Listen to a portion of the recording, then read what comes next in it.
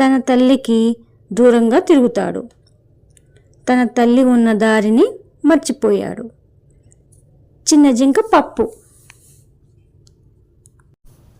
ఒంటరిగా ఉన్నాడని తెలుసుకుంటాడు.